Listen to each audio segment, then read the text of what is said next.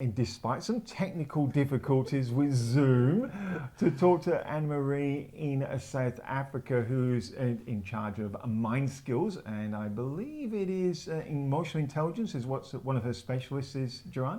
Well, one of speciality is emotional intelligence and then also conversational intelligence.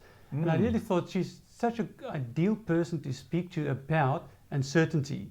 So like Michael said, we made an appointment because there's a 6-hour time difference.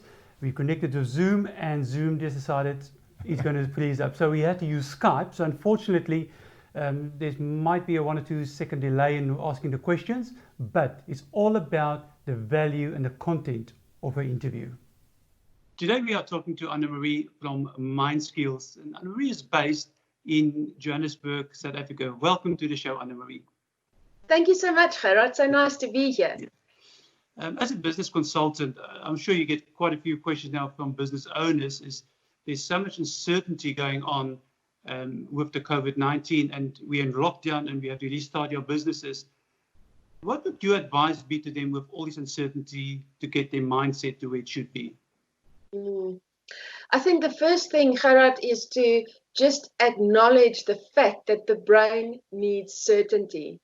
And nothing can give us certainty, and no one can give us certainty in this point in time. So it's pretty much up to oneself or up to the leader to give certainty. The one thing that I think is crucial in this time, and one method that you can give that certainty to your team, is that you literally tap into your vision again. This is a perfect time to just put that vision out there so that people can realign with that and anchor in the vision. And I think if the leader manages to do that, the people will also feel that they're part of something bigger. With this bigger vision that you said that you need to go and revisit again, will this be a good idea now to involve your staff in that process? Absolutely. I think when you look at conversational intelligence, that the focus is more on the we and not on the I.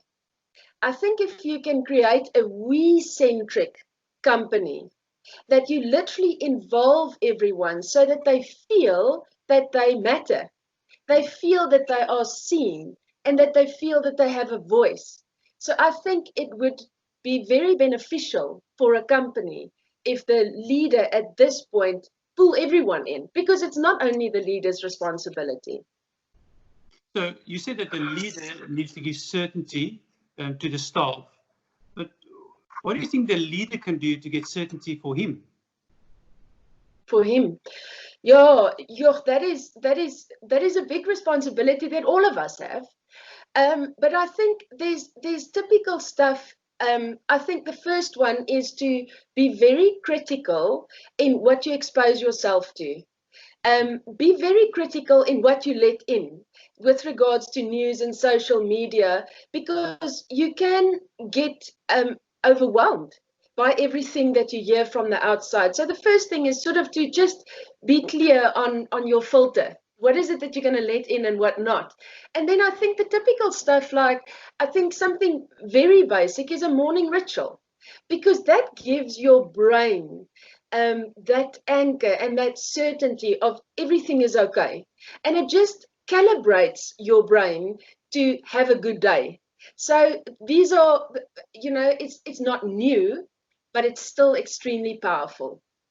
Well, it's so important. You said a few things that I really resonate with, is to have the routine in the morning and to have to filter in what you let in.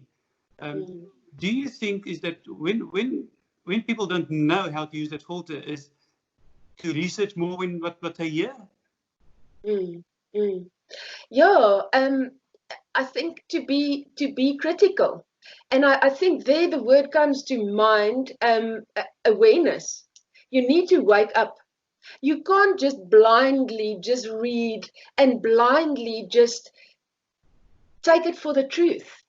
You have to wake up and be more critical in your thinking, so that your filter can be reset with regards to what you let through and what not.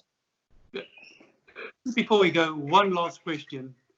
Yes. What would be your number one strategy to deal with uncertainty for you as a person? Sure. I think for me, and this is what I've done, is Action Coach talks about that big, hairy, audacious goal. And so for me, it was to get a project so that that can anchor me, it can be my goal, and that I can work daily and take the steps that would bring me closer to my goal. Great. That is really good advice. I mean, thank you for your time and looking forward to speak to you again. Thank you. Thank you, Gerard. Thank you so much.